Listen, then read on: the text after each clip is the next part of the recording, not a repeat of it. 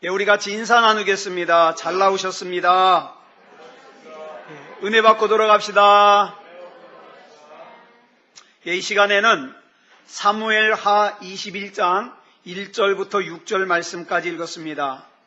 말씀의 제목은 문제를 덮어두고 시간을 끌지 맙시다입니다. 문제를 덮어두고 시간을 끌지 맙시다. 다윗이 이스라엘의 왕으로 이스라엘을 다스리던 기간 중에 3년 연속 기근이 온 적이 있었습니다. 여러분, 요즘같이 기술이 발달하고 그 다음에 물을 저장하는 그런 능력이 뛰어난 지금도 3년 연속 가뭄이 오면은요 힘듭니다. 그런데 지금보다 기술이 훨씬 떨어진 다윗 왕 시대에 3년 연속 기근이 왔다는 것은요 굉장히 심각한 재앙이에요. 많은 사람들이 굶어 죽었을 겁니다. 여러분, 우리가 이 세상을 살다 보면 이런 3년 연속 재앙과 같은 이런 심각한 일을 만날 때가 있습니다. 분명히 있습니다. 그러면 이런 고난을 만났을 때 어떡할까요? 하나님 원망하고 하나님 떠날까요? 예배 떠날까요? 그럴 수 없습니다. 우리가 반드시 기억해야 될 것은요, 고난이 오면 반드시 기도해야 된다는 거예요. 그래서 야고보서 5장 13절을 보니까 뭐라 그랬습니까? 시작. 너희 중에 고난당하는 자가 있느냐? 그는 기도할 것이요. 즐거워하는 자가 있느냐? 그는 찬송할지니라. 고난이 임하면 반드시 기도해야 됩니다. 자, 오늘 본문 1절을 보니까 3년 연속 기근이 있어서요. 그래서 다윗이 기도했더니 이 기근이 왜 무엇 때문에 임했는지 하나님께서 다윗에게 가르쳐 주십니다. 여러분, 우리 하나님은요, 우리 성령님은요, 기도하면 알려주십니다. 뭐가 문제인지, 뭐 때문에 이렇게 힘든지 반드시 알려주십니다. 근데 이 말씀을 읽을 때 궁금한 게 있어요. 왜 다윗은 3년이 지나서야 기도를 했을까요? 3년이 지나서야. 만약 기근이 들었던 첫 해에 하나님, 이 기근이 왜 왔습니까? 하나님께서 우리를 훈련시키려고 이 기근이 왔습니까? 아니면 우리가 죄를 져서 이 기근이 왔습니까? 기도했다면 하나님께서는 그때 바로 그 이유를 알려주셨을 거예요. 1년이 아니라 2년째 기근이 왔을 때라도 기도했으면 하나님이 알려주셨을 거예요. 마찬가지입니다. 그러면 하나님이 그 기근의 원인을 알려주시면 그 원인 해결하면 기근은 끝나는 거 아닙니까? 그런데 기근이 3년이나 끈 것으로 봐서 다윗이 이 문제를 놓고 그동안 기도를 했다 안 했다? 했다 안 했다? 안 했다 안 했다. 이게 문제라는 거예요. 다윗이 범하는 실수를 우리도 범할 수 있습니다. 믿음은 있지만, 다윗은 믿음이 있는 사람이에요. 믿음이 있지만 이런 실수를 범할 수 있다. 우리 가운데 고난이 임하면요 이렇게 생각해요. 사람이 살다 보면 이런 어려움 겪을 수 있지 그리고 어떡합니까? 기도 안 해요. 그렇지만 만약에 이 당시에 다윗이 영적으로 민감한 상태였다면 이 기근은 1년으로 끝납니다. 그런데 영적으로 민감하지 않아서, 기도하지 않아서, 하나님께 묻지 않아서, 아니 이 일이 뭐 때문에 왔는지 아는데도 순종하지 않아서 기근을 2년을 더 겪는 거예요. 근데 여러분, 다윗이니까 기근이 3년이에요. 제가 가만히 보니까 어떤 사람은요 이런 인생의 기근을 10년 넘게 겪습니다. 어떤 사람은요 죽을 때까지 겪어요. 죽을 때까지, 평생 동안. 더 심각한 사람은요 자기도 그 인생의 기근을 겪고 대물림합니다. 그 부모랑 똑같이 살아서 자녀도 대물림합니다. 대물림해요. 하나님께 묻지도 않고 기도하지도 않고 원인을 알아도 순종하지 않기 때문에 그래요. 그래서 성경을 보면 이렇게 어리석은 사람을 일컬어서 옛날 개역 성경은 뭐라고 얘기하고 있느냐? 강팍한 사람이다. 우리 바뀐 성경에서 뭐라 그럽니까? 완고한 사람이다. 우리가 흔히 쓰는 말로는 뭐라 그럽니까? 고집불통이다. 고집불통이다. 이 어리석음 때문에 겪지 않아도 될 고난을 겪더라. 그러면서 뭘 기대해요? 사람이 자기를 알아주기를, 사람이 자기를 위로해 주기를, 사람이 자기를 챙겨주기를 기대합니다. 얼마나 어리석어요. 여러분, 출애굽기에 보면 애굽의 바로왕이요 10가지 재앙을 당한 후에야 이스라엘 백성을 내보내줍니다. 만약 이런 생각해봐요. 첫 번째 재앙을 만났을 때 물이 피가 되는 그 첫 번째 재앙을 만났을 때 바로왕이 이스라엘 백성을 내보내 주었더라면 재앙을 한 번만 겪고 끝나는 거예요. 그런데 끝까지 버티다가 결국 어떤 재앙까지? 사람들과 가축들의 장자를 다 죽게 만들고 그리고 나서야 이스라엘 백성을 놓아주더라는 거예요. 그 중에 여러분 이 10가지 재앙 중에 두 번째 재앙이 뭐냐면 개구리 재앙입니다. 출애굽기 8장 2절 말씀 보겠습니다. 시작. 네가 만일 보내기를 거절하면 내가 개구리로 너의 온 땅을 치리라. 여러분 여기서 중요한 말씀이 뭡니까? 거절하면이에요. 거절하면. 하나님의 백성인 이스라엘 백성을 애굽에서 내보내라는 하나님의 말씀에, 하나님의 요구에 바로와 애굽이 거절하면 그 대가로 하나님께서 개구리로 애굽의 온 땅을 치시겠다는 거예요. 그래서 이 말을 갖다가 모세가 바로왕에게 가서 그대로 전했는데 처음에는 바로가 말을 안 들어요. 그러다가 개구리 때문에 고생을 하고 나니까 어떡합니까? 바로가 이스라엘 백성을 애굽에서 내보내겠다고 약속합니다.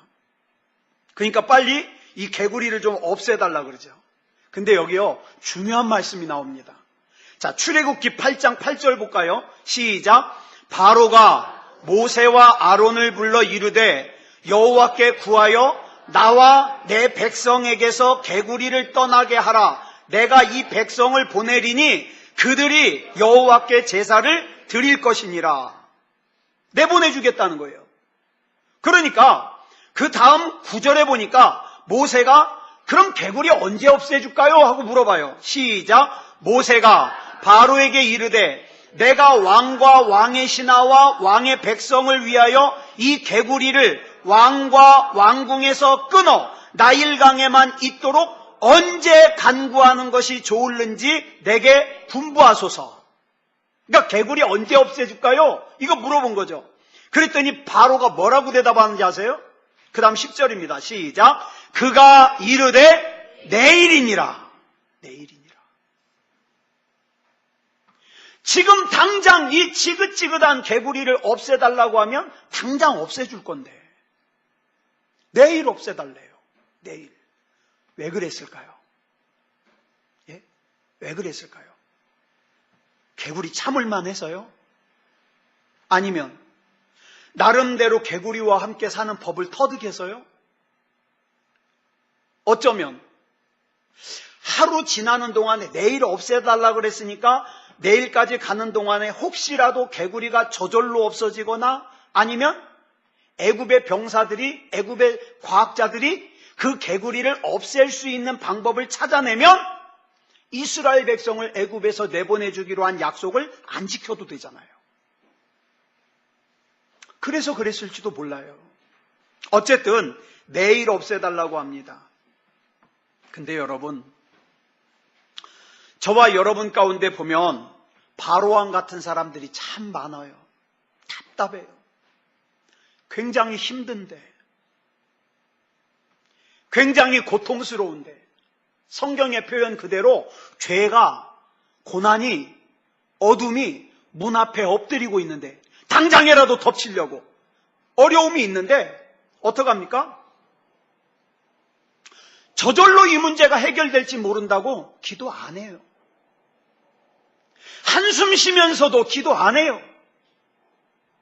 분명히 지금 자기 자신을 위해서 기도해야 될 때인데, 사랑하는 가족을 위해서 기도해야 될 때인데, 저절로 이 문제가, 이 어려움이 해결될지도 모른다는 생각에 기도 안 합니다. 여러분, 그래서 스펄전 목사님이 뭐라 그랬는지 아세요? 하나님의 시간은 오늘이고 마귀의 시간은 내일이다. 그래서 마귀는 자꾸 속여요. 내일부터 신앙생활 잘하면 되지 뭐. 내일부터 기도하면 되지 뭐. 내일부터 뭐 하면 되지 뭐. 오늘은 자자. 오늘은 놀자. 오늘은 쉬자. 그러면 여러분, 이 말씀을 통해서 오늘 우리에게 주시는 하나님의 메시지가 뭡니까? 문제의 핵심을 좀 더 빨리 우리 주님께 말씀을 드리자는 거예요. 그래서 불필요한, 겪지 않아도 될 고난은 겪지 좀 말자. 그런데 여러분, 여기 또 중요한 말씀이 나와요. 바로왕이 이렇게 끝까지 버틴 이유를 출애굽기 10장 1절 하반절에 기록하고 있어요. 우리 한번 같이 읽어볼까요? 시작. 내가 그의 마음과 그의 신하들의 마음을 완강하게 함은 나의 표징을 그들 중에 보이기 위함이며. 여기 보니까 놀라운 말씀이 나와요. 바로왕과 애굽의 신하들의 마음을 완강하게 만든 분이 누구다? 하나님이다. 왜 완강하게 만드셨을까요? 하나님의 표징을 그들 중에 보이기 위해서. 여러분, 하나님의 표징을 애굽에 보이시기 위해서 하나님께서 일부러 바로왕과 신하들의 마음을 완강하게 만드셨다는 거예요. 자, 그렇다면 우리 이렇게 생각할 수 있어요.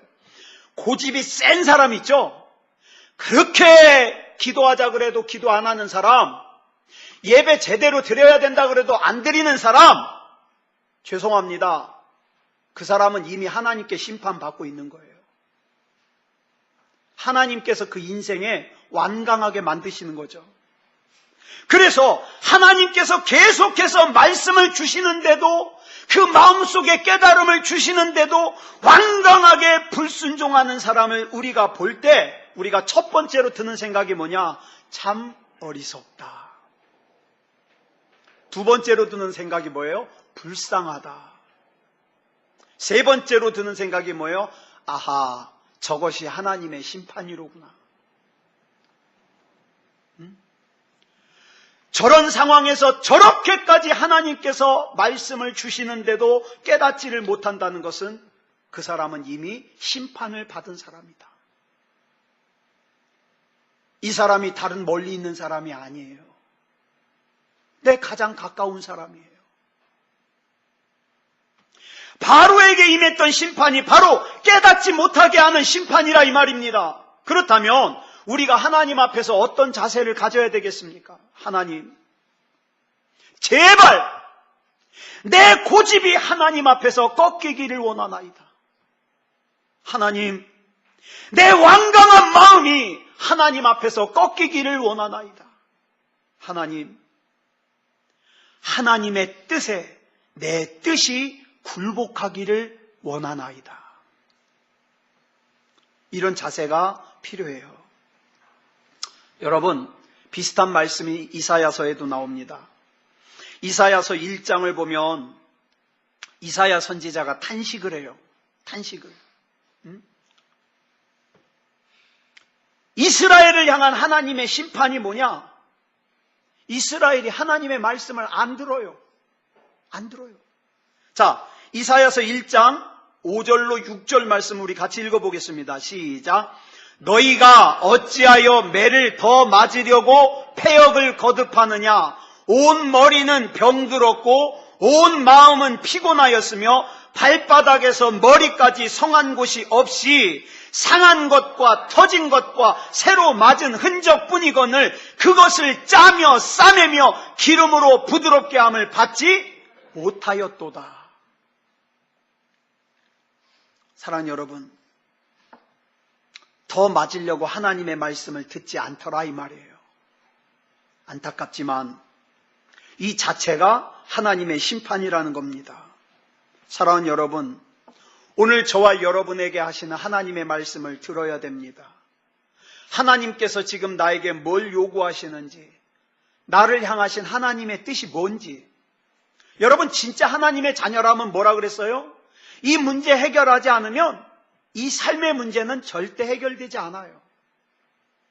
시간이 지나면 되겠지? 아니요. 하나님 안 믿는 사람, 세상에 속한 사람은 될 수도 있어요. 왜? 영적으로 이미 끝난 사람이니까.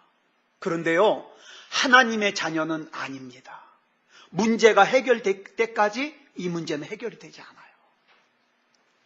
여러분, 욥기 읽어보셨죠? 욥기가 얼마나 깁니까? 어느 날 갑자기 어려움을 당한 욥이요, 전 재산이 다 없어지고 10남매나 되는 아이들이 하루아침에 다 죽고, 아내는 욕하고 집을 나가버렸고, 몸에는 피부병이 돋아가지고 재에 앉아서 막 벽돌로 등을 긁고 있는데 친구들이 찾아와서 하는 말이 뭐예요? 너 빨리 회개해. 너 죄져서 그런 거잖아. 욥은 답답해 죽겠는 거예요. 나 하나님 앞에 죄진 거 없는데 내가 이런 일을 당하니까 답답한 거예요. 그래가지고 서로 주거니 받거니, 회개해라, 나 죄진 거 없다, 주거니 받거니, 이게 욥기 42장까지 계속돼요. 그런데 여러분, 이 욥기의 고난이 언제 끝났는지 아십니까? 아무리 내가 죄짓지 않았다고 변명해도 이 고난은 끝나지 않아요. 언제 끝났느냐? 욥기 42장 10절 보겠습니다. 10절. 여기 보니까 뭐라 그랬어요? 욥이 그의 친구들을 위하여 기도할 때. 여러분, 친구를 위해서 기도했다는 건 무슨 뜻입니까? 그 친구들을 용서했다는 뜻이에요. 용서했으니까 그 사람을 위해서 기도하지요. 기도하면서, 그 사람을 위해서 기도하면서 계속 미워할 수 없잖아요. 이렇게 친구들을 위해서 기도했더니 어떻게 됐더라? 여호와께서 욥의 곤경을 돌이키시고, 잘 들으세요.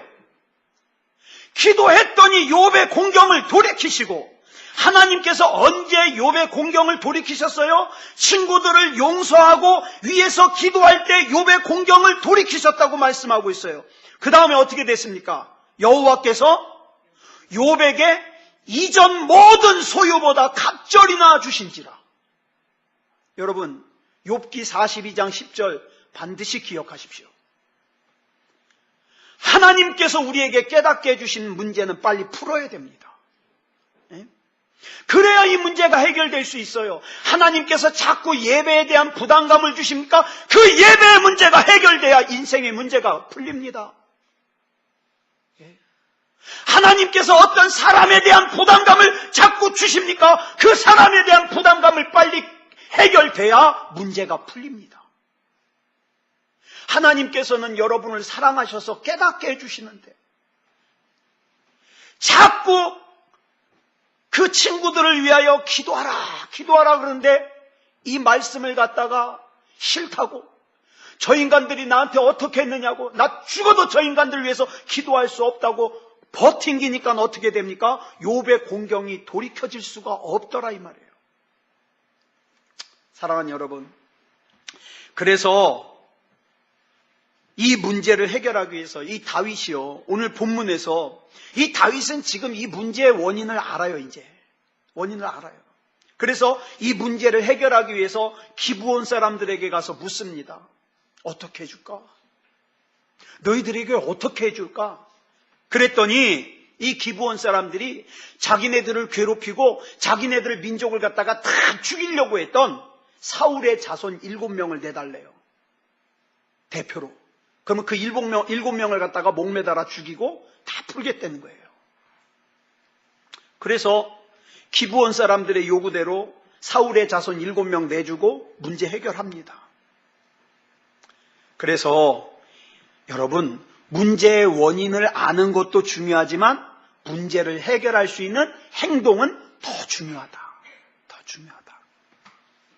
자, 그 다음 또 본문에서 두 번째로 우리가 알아야 될 것이 있어요. 뭐냐? 다윗은 책임을 지는 삶을 살았다. 여러분, 기브온 민족을 죽이려고 했던 게 다윗이에요? 사울이에요? 사울이에요. 다윗이 그런 거 아니에요. 자, 본문 3절 볼까요? 시작. 다윗이 그들에게 묻되 내가 너희를 위하여 어떻게 하랴? 내가 어떻게 속죄하여야 너희가 여호와의 기업을 위하여 복을 빌겠느냐 하니. 자, 다윗은 이렇게 얘기할 수 있어요. 너희들의 그 문제는 사울과 사이에서 생긴 문제니까 사울하고 해결해라. 그래도 돼요. 왜? 자기는 그 일을 한 적이 없거든요. 그런데 다윗이 어떻게 합니까? 내가 너희를 위하여 어떻게 하랴? 내가 어떻게 속죄하여야 너희가 여호와의 기업을 위하여 복을 빌겠느냐? 기브온 사람들에게 이렇게 묻습니다. 즉, 사울과 생긴 문제를 내가 책임지겠다는 거예요. 내가. 많은 사람들이요, 문제가 생기면 뭐라 그럽니까? 이 문제는 누구 때문에 생긴 거야? 이 문제는 또 무엇 때문에 생긴 거야? 원망합니다. 예를 들어서 알코올 중독된 사람 있잖아요. 알코올 중독된 사람이 당신은 왜 알코올이 중독이 됐습니까? 그러면 이렇게 얘기해요. 아, 내가 알코올 중독된 것은 내가 어렸을 때 이혼한 부모님 때문입니다. 또는 내가 알코올 중독이 된 것은 내 주변에서 자꾸 나에게 술을 권했던 친구들 때문입니다. 심지어는 내가 알코올 중독이 된 것은 내가 술을 많이 마시는 걸 알면서도 금지시키지 않은 내 주변 사람들 때문입니다.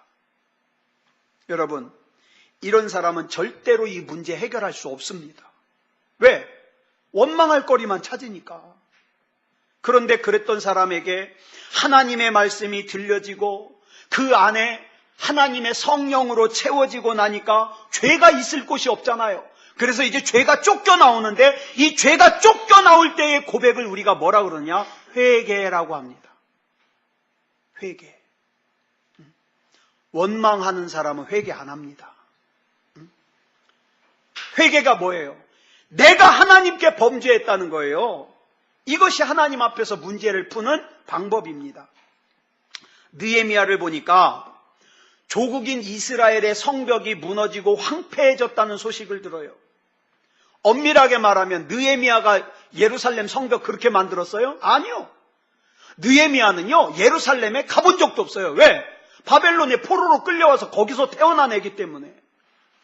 그러니까 느헤미야가 책임질 일이 아니에요. 그런데요, 느헤미야 1장 6절 하반절을 보니까 이렇게 기도해요. 자, 종의 기도를 들으시옵소서, 이렇게 기도를 시작하더니 첫 번부터 뭐라고 기도합니까?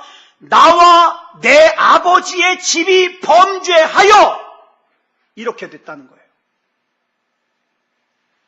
사회에 문제가 생기면 정죄하는 사람들 많이 나와요.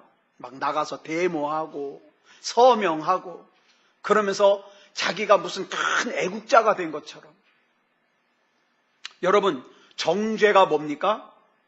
나는 문제가 없는데 너희가 잘못해서 이렇게 망했다는 거예요. 이게 정죄예요. 즉, 나는 책임질 게 없다는 거예요. 여러분, 지난 4월 16일은 세월호 사고가 난 지 2년 되는 날입니다. 근데 여러분, 아직도 미심적인 부분들이 해결이 안 되고 있어요. 기왕이면 이쯤 됐으면 속 시원하게 털어놓고 뭐가 문제인지 다 얘기하고 사과할 사람은 사과하고 그러면 얼마나 좋습니까? 그런데 여전히 이쪽 저쪽 다 누구 때문에 무엇 때문에 남의 탓만 하지 자기 잘못을 반성하는 사람은 없더라 이 말이에요. 가슴팍에다가 노란 리본만 달면 애국자입니까? 대통령 끌어내리면 애국자예요?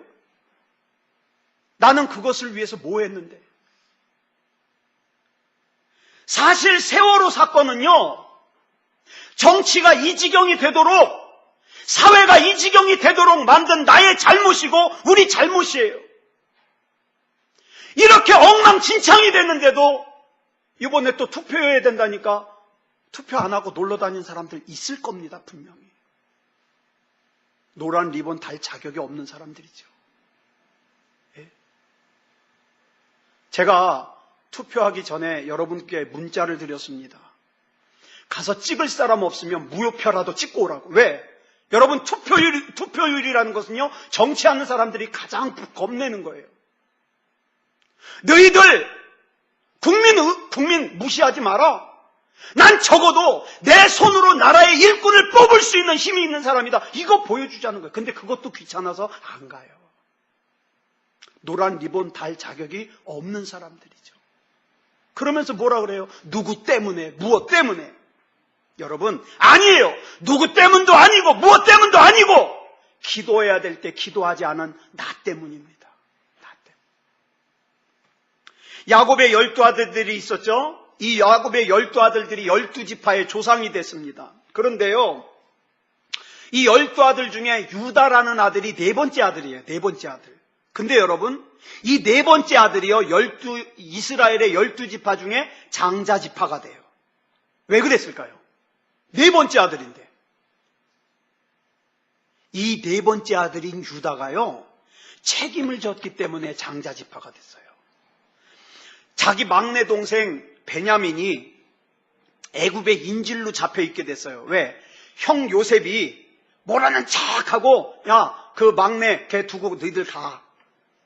베냐민을 인질로 잡아두려고. 그랬더니 다른 사람들은 다 가만히 있는데 유다가 나섭니다. 저기요, 우리 아버지가 우리 막내 동생 꼭 데리고 오라 그랬거든요. 그래서 제가 막내 동생을 데려오면서 우리 아버지에게 약속했습니다. 아버지, 내 목숨 걸고 반드시 동생 데려올게요. 약속했는데 그냥 가면 안 되잖아요. 내가 대신 인질로 잡혀 있을 때니까 제 막내 동생 베냐민 좀 보내주십시오. 여러분, 이 사건의 흐름을 보면 이 장면 때문에 요셉과 형들의 화해가 시작이 됩니다. 이것 때문에 유다가 여러 가지 추한 죄를 지었음에도 불구하고 하나님께 장자지파가 된 거예요. 반면에 여러분, 이스라엘 12지파 중에서 가장 크고 힘 있는 지파가 에브라임 지파예요. 근데 이 지파의 문제가 뭔지 아세요?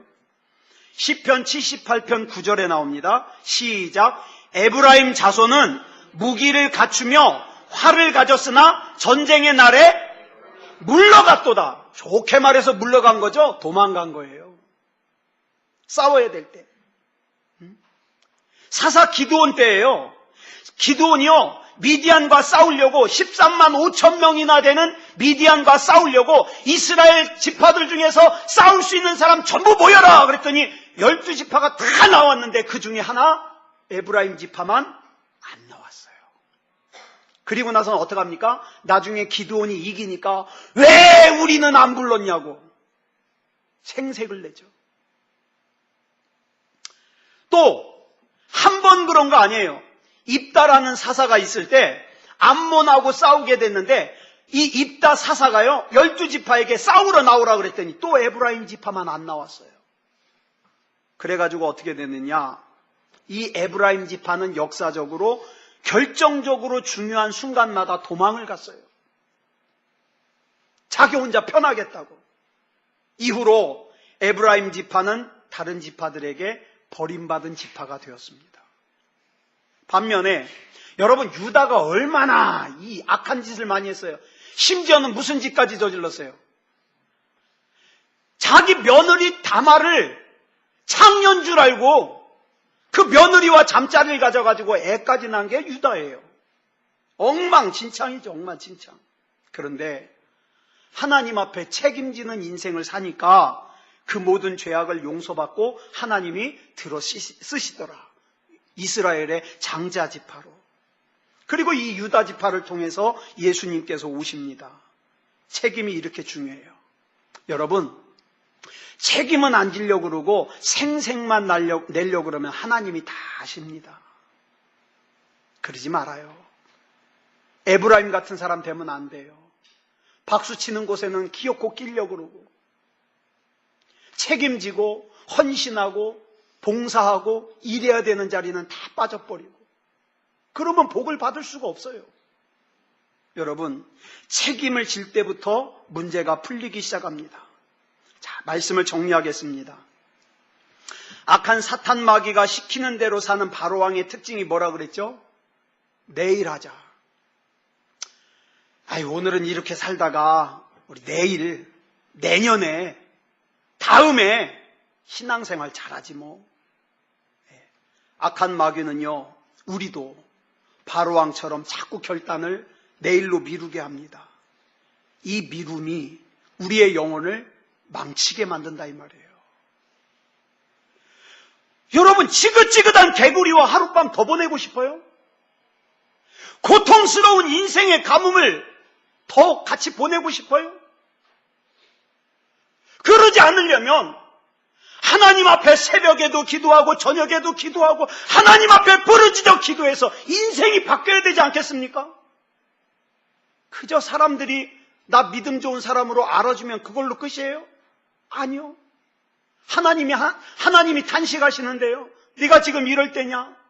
네가 지금 너 자신을 위해서, 네 가족들을 위해서 부르짖어 기도해야 될 때인데 네가 이럴 때냐? 어떡하겠어요? 지금 당장 개구리 재앙과의 삶을 청산하고 인생의 가뭄으로 고통받는 삶을 청산하고 하나님께서 공급해 주신, 여러분, 기도하면요 하나님이 역사 반드시 하십니다. 하나님이 반드시 길을 열어주십니다. 저와 여러분이 생각하지 못했던 길로 하나님께서 놀라운 기적을 일으켜 주십니다. 미리 아브라함처럼 사라처럼 아이고 하나님, 내 나이가 몇 살인데 애기를 낳습니까? 그런 소리 마십시오. 그러면서 하나님 비웃지 마세요. 아시잖아요. 아브라함도 하나님 비웃고 사라도 하나님 비웃고 그랬더니 하나님께서 정색하시죠. 웃지 마라. 그랬더니 뭐라 그래요?